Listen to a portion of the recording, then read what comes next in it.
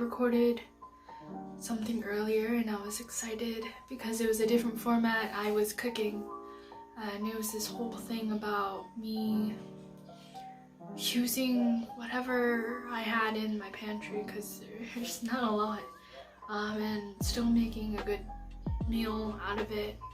But a lot of things have happened since the morning, and I thought to film and talk about it because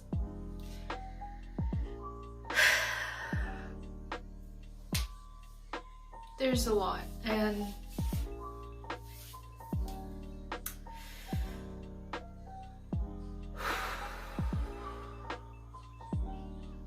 there's a lot of noise going around me right now because this isn't the ideal time to film. Music's playing in the background, conversations are happening, and it's just a reminder, you know, that when things happen in life, the uncontrollable, the hardships, the pain, even though you feel like your world stopped and you feel like everything is crumbling, the world and time still moves on. They still function the way that they were functioning.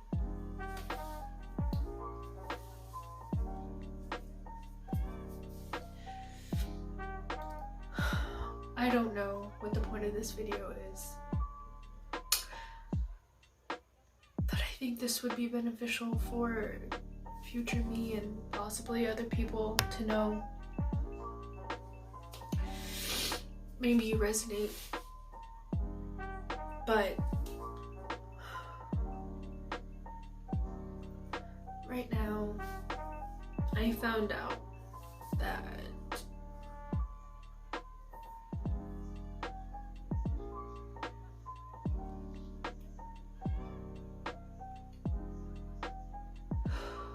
a couple people that I know had loved ones recently die after contracting COVID, and a couple of them, their loved ones just contracted COVID, but they're in a very critical state right now. And it's different age ranges too.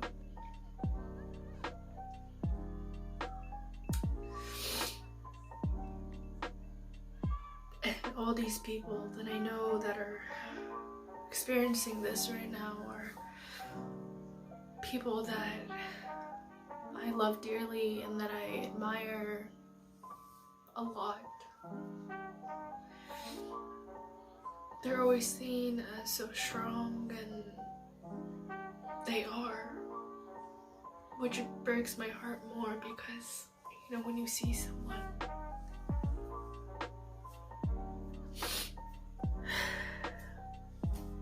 that you love dearly just crumble,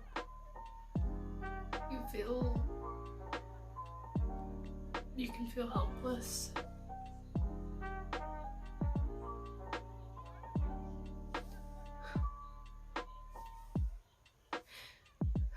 At least, for me, it's hard to talk and cry at the same time. It really hurts right here.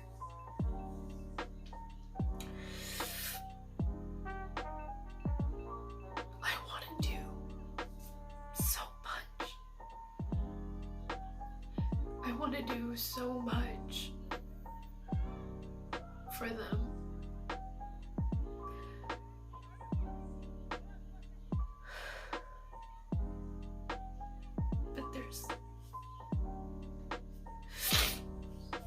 I feel helpless, like I can't help them at all.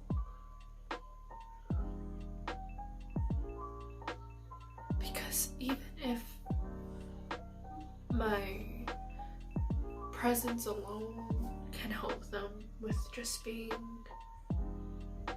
there for them, checking in on them here and there. I want to do more.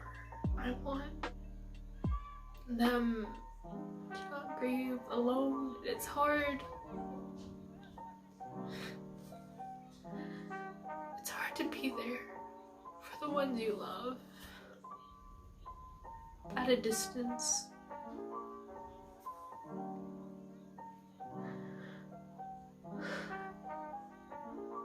I want to show up. Whether that's showing up by going to your house, just sitting there and holding you as you cry, or just laying on the floor with you as you breathe. I want to cook a meal for you and take care of you. Yeah, I don't want to enjoy my hamburger. I want to go out and eat again. We had In-N-Out earlier, which was our first out meal in what seems like months. But that's also a prime example that even the ones closest to you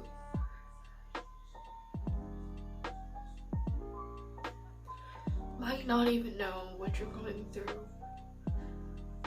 because it's this person that I know that is grieving right now because they just lost a loved one. They don't directly know them. I only know them, and I am grieving so much for them. And for the fact that I feel like there's nothing I can do.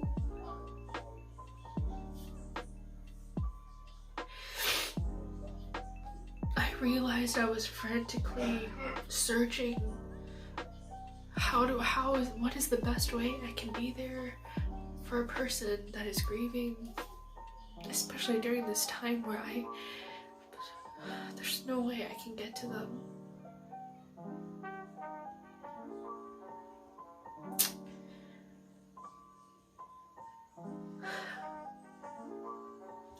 There's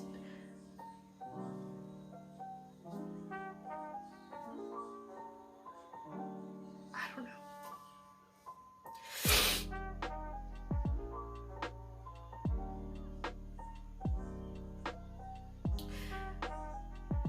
Especially now during the holidays.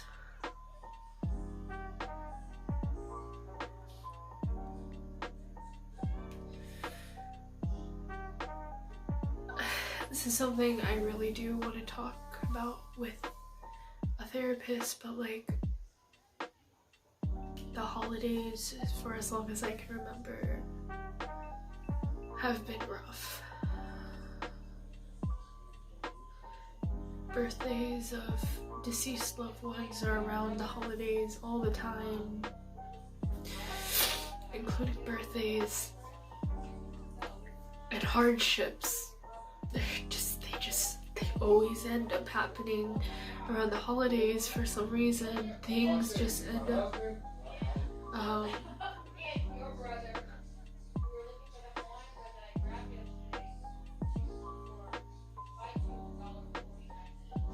I've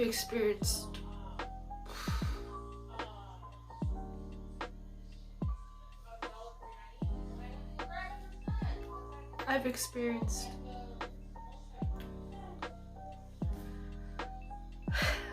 from the outside, they're just, people would be like, you've experienced so many hardships, so many things that should make you hate the holidays,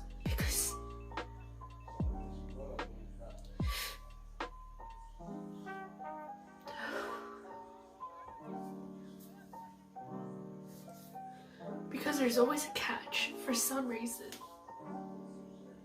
Every time something is going okay, especially during the holidays, when something that's supposed to be a season of joy and hope and love and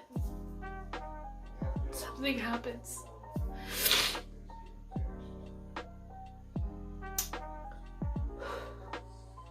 But I still love the holidays. And I don't know if it's some weird twisted thing of like, I'm still here. And that alone is beautiful, which is true.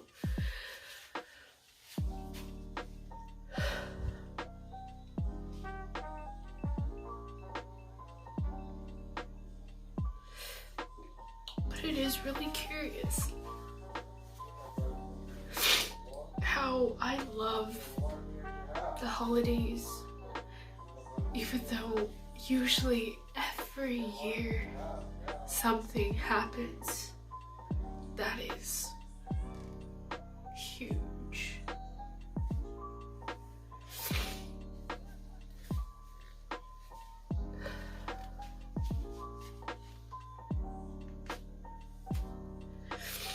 And maybe it's me being like, this is the year that things are gonna be different. And that's true. Every year is different. But that cycle never ends. And it's hard to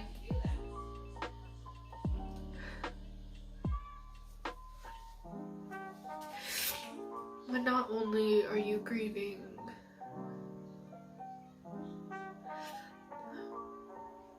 but you take on the grief of others. I didn't personally know the woman that passed away, but I'm very good friends and consider her a loved one, the one experiencing the loss, and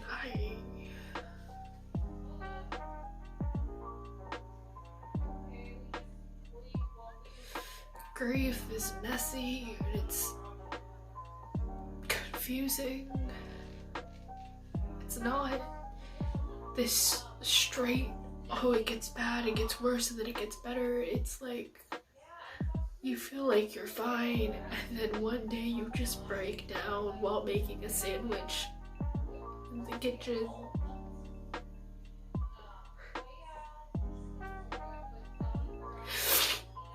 And I so desperately, I guess it's because I've experienced so much that I'm desperate to know. I'm desperate to learn how to be there for someone, because this isn't something that someone should go through alone.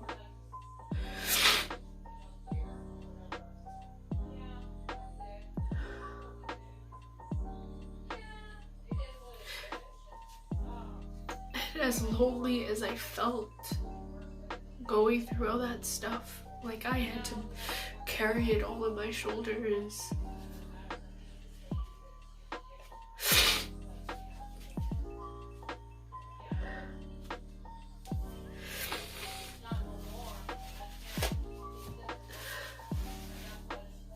I know that I was never alone.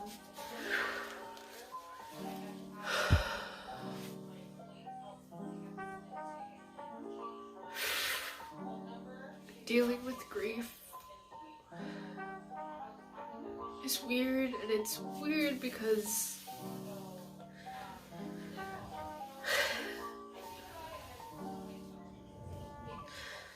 grief can manifest in so many different ways depending on the person. People grieve differently. Everyone processes loss differently.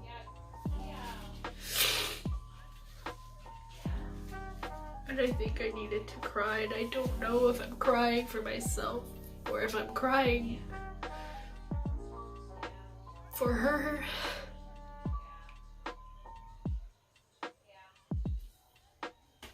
Because what we're not going to do is minimize our pain and our problems that we're currently experiencing because we feel like someone else is experiencing worse.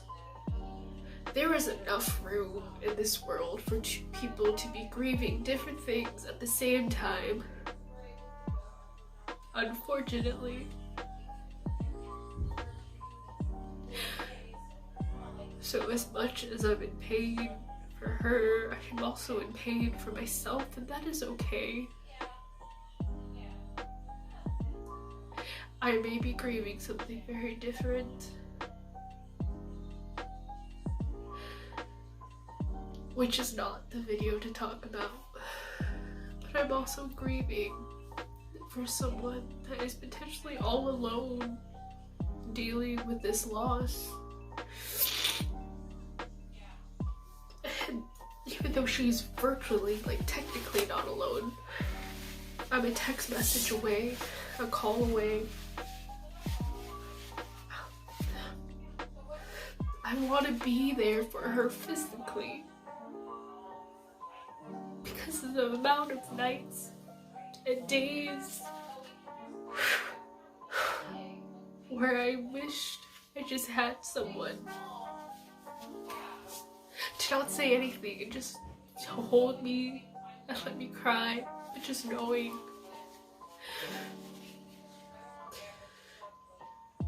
that something is here to stay. I don't know, sometimes loss can put you into this spiraling realization that nothing is permanent, everything is fleeting, and that can make someone super scared. I felt like I came to terms with that, and that's not what I'm grieving right now, but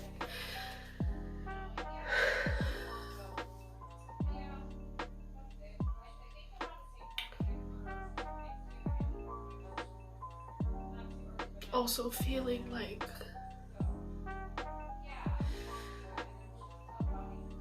you're not doing enough. When you're doing all that you can, that's okay.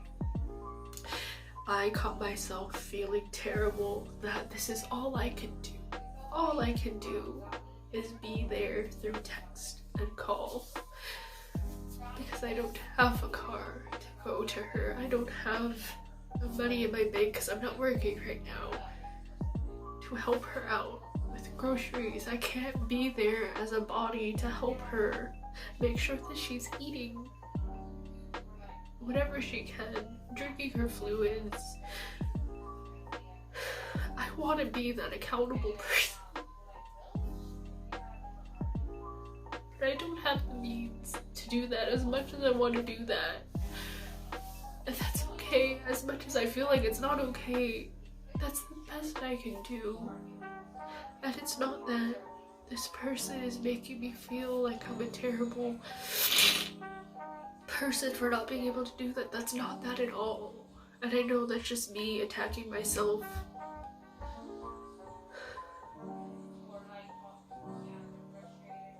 And my pride even.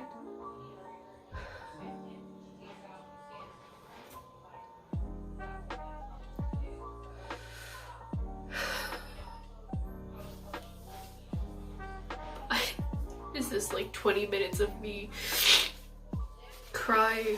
Yes. One thing I talked about like past coping mechanisms haven't been working for me. Journaling has not been the same since I started this series, because this feels so raw.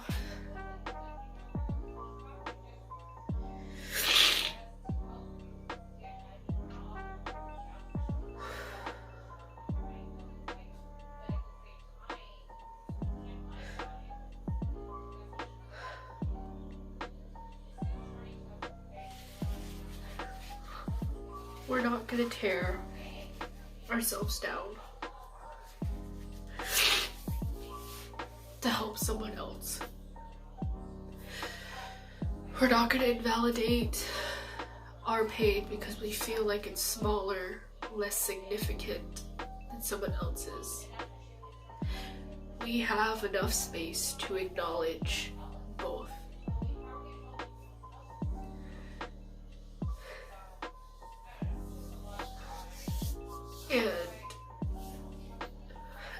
there's this whole concept of something I was thinking about a couple months ago, maybe even a year ago. I don't know, my perception of time is off. But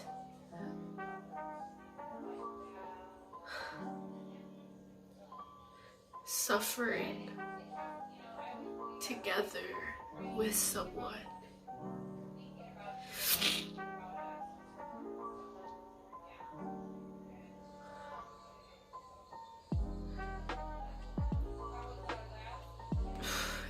is love. And I'm not saying like willingly putting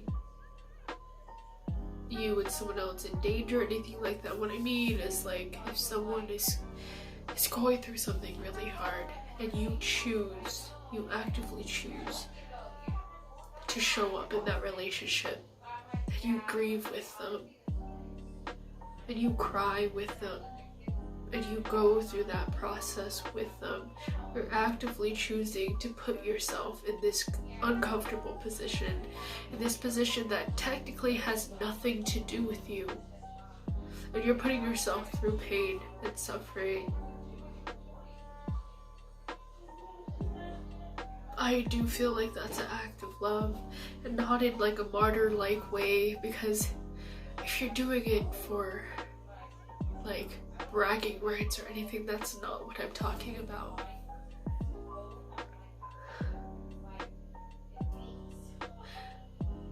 But who does that with no strings attached? Who does that for no strings attached? Just out of the fact that they care about you that much. That's gotta mean something.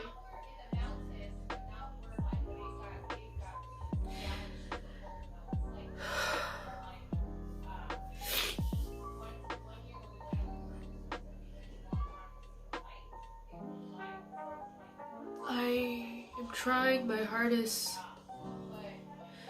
to not feel stupid for not knowing what to do. And it's not like I've never experienced grief before. I've lost a lot of loved ones, unfortunately.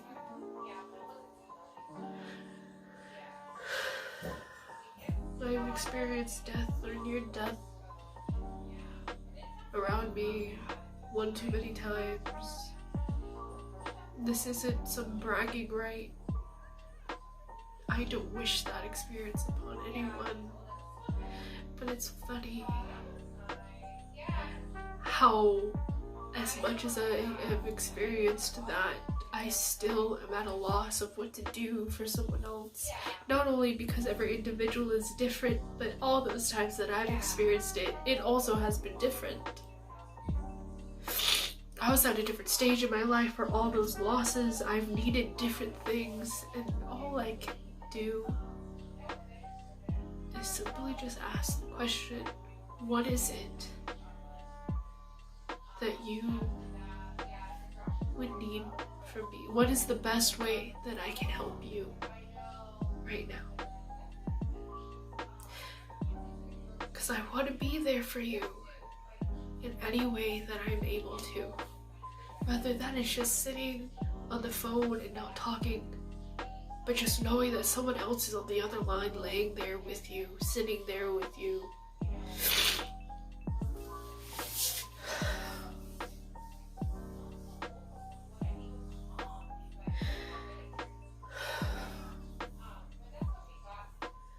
Especially, and this doesn't just apply to 2020, this doesn't just apply to this quarantine and this whole COVID pandemic.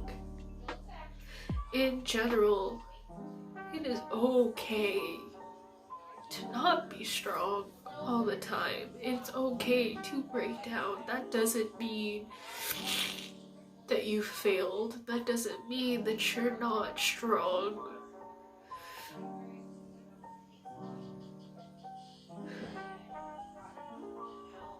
Allow yourself to grieve. Allow yourself to take time to get back into whatever the swing of things is. allow yourself to change. Because now you have experienced something that will make you different than where you were before the loss, before the experience in general. And that's okay.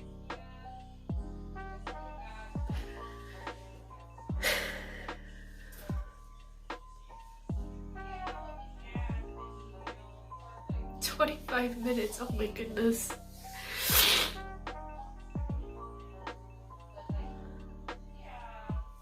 I say this all the time.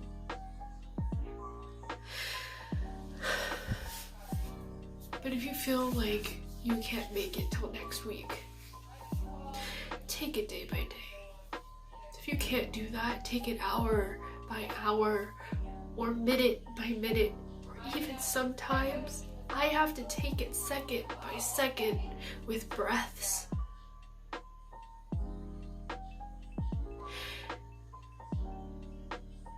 Because as much as this is hurting right now, it is temporary, and it's hard to believe that it's temporary. But just like how the good comes and goes, pain does too. And it will get better, even if it doesn't feel like it's getting better.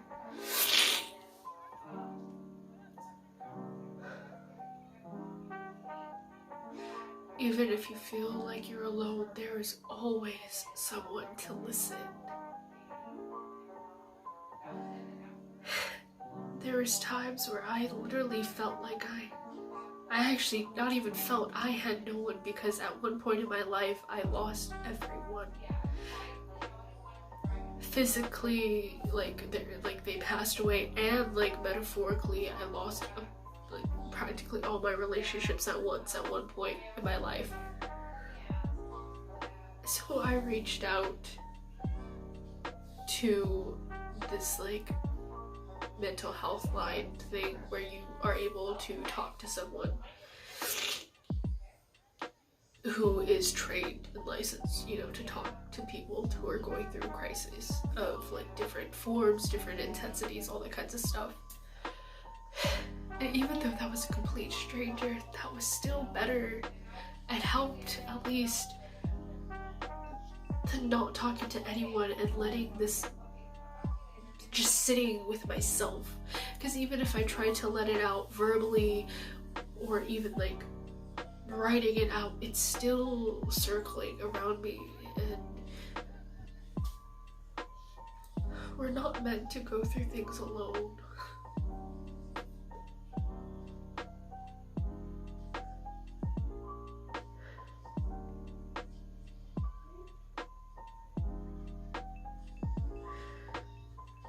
And I'll end it here on just saying that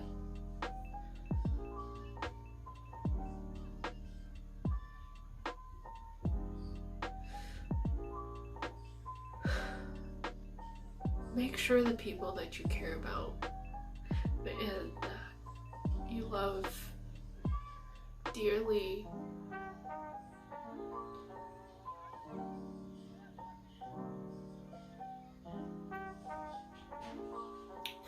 make sure not only do you tell them, but you show them.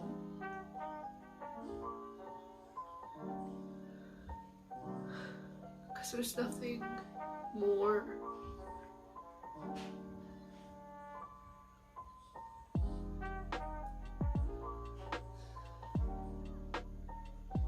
that I despise is when people act out of guilt to clean their own conscience versus acting out of the act that they love this person. I've had health scares, and there's people who could care less about my well-being. All of a sudden,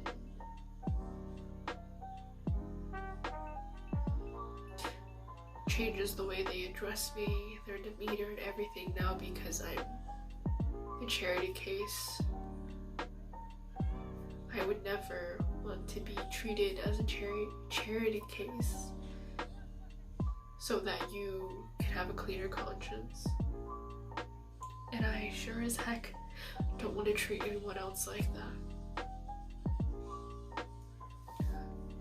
At the same time, remember, you're only human and you cannot help everyone that you want to help. You can't be there for everyone the way you want to be there for everyone. It's just not humanly possible, and that's okay.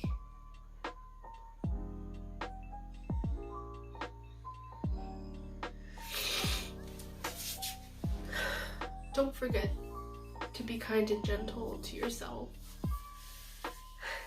I probably looked in the camera like, what, 5 times out of this 31 minutes. When I say a lot is changing, I mean a lot of sacrifices are also being made in order to stay afloat and to try to move forward. Things are getting harder by the hour, by the day.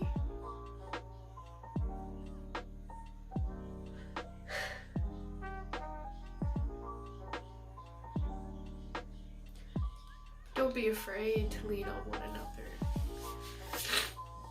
Don't be afraid to ask for help. It's not shameful at all to ask for help. It doesn't change your worth at all. I don't know why society has stigmatized asking for help as this sense of weakness. If someone can acknowledge that they need help and they reach out and ask for help, I don't see how that's a weakness at all.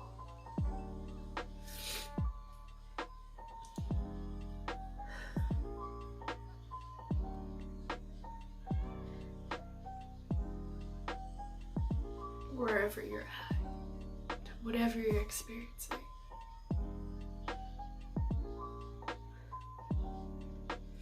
have an amazing, beautiful, wonderful day, night. And if you feel like you can't have that, that's okay. Every time I say that at the end of my videos, it's not like I'm saying you better have this or some like you should always strive to have a wonderful day. Sometimes you have bad days. But even in the worst of days, there's one little thing that you can find that is good about that day. There were some days where there was no food to eat. I've had a horrible day. School wasn't going well. But the fact that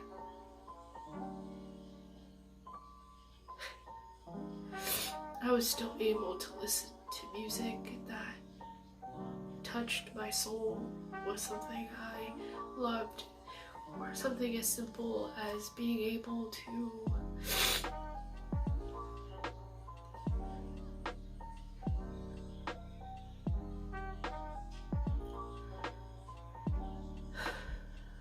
go to bed and not have to worry if I'm gonna wake up.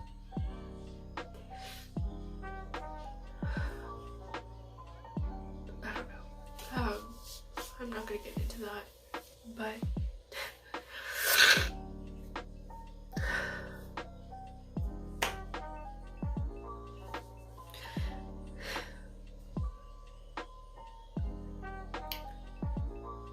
I love you. I love you so much. Remember,